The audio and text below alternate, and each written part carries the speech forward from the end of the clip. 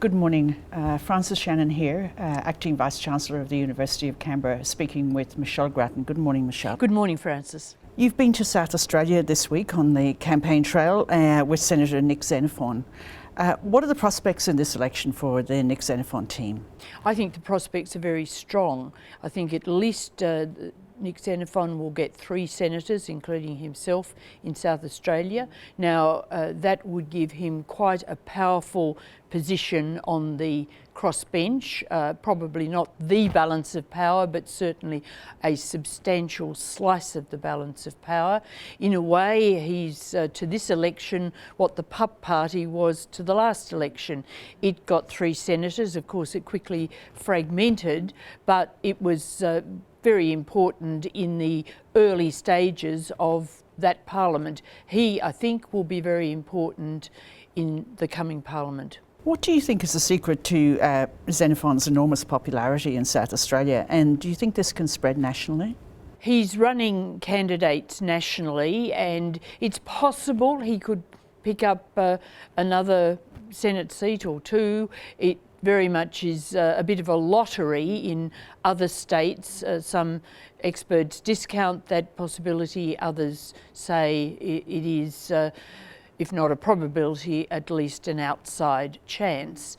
His popularity, I think, is based on the fact that people see him as sincere, authentic, in an age when politicians are, of course, very much seen generally in a cynical fashion by the electorate.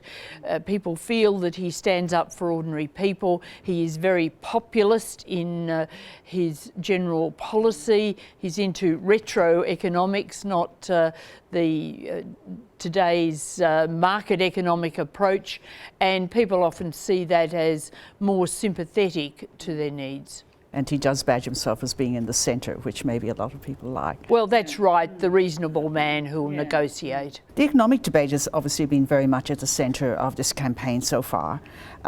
Bill Shorten launched a 10-year economic plan this week, which indicated that Labor would allow budget deficits to worsen over the next few years, but come back into surplus by 2020, 2021.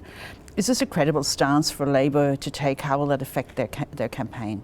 I think although Labor is saying it would have a budget balance at the same time as the Coalition, nevertheless, its admission that it would have higher deficits than the Coalition in these next years of the forward estimates, it was quite damaging for Labor. It reinforced the government's message that Labor was spending a lot of money, and it did do harm to Labor's economic credibility.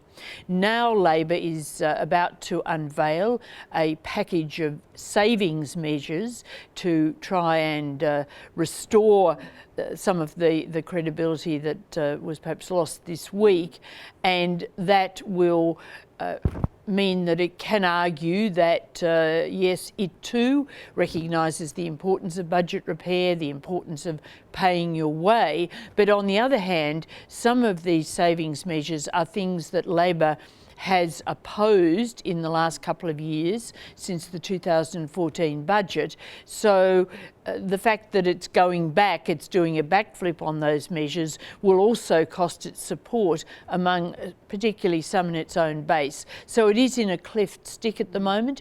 I think the economic argument is a very dangerous one for it.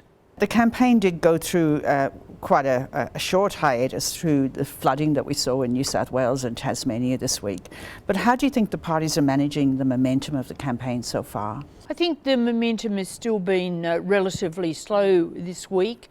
Next week, of course, pre-polling starts, and a lot of people do vote early. So you would expect a step up. It's also the 3rd last week of the campaign next week, and I think that you will see more intensity, but it's such a marathon that of course it can't really get all that fast, even at the end. Malcolm Turnbull surprised everybody, including, I think, Bill Shorten, when he announced that the next leaders' debate would be streamed via Facebook. On the surface of it, this seems like a very innovative move. Are there risks attached to this?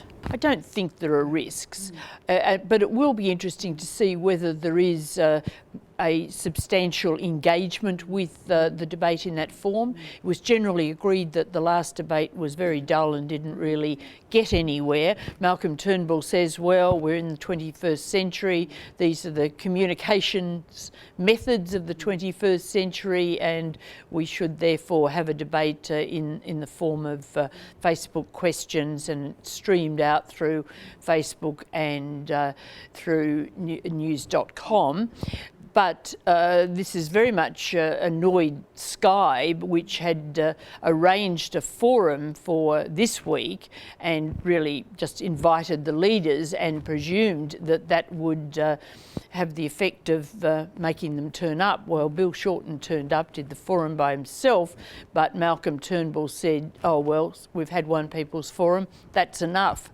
And so there was a fair bit of general bite back from Sky on that. Well, we'll all have to tune into Facebook then, won't we? We will. Thank you very much, Michelle. Look forward to next week again. Thank you.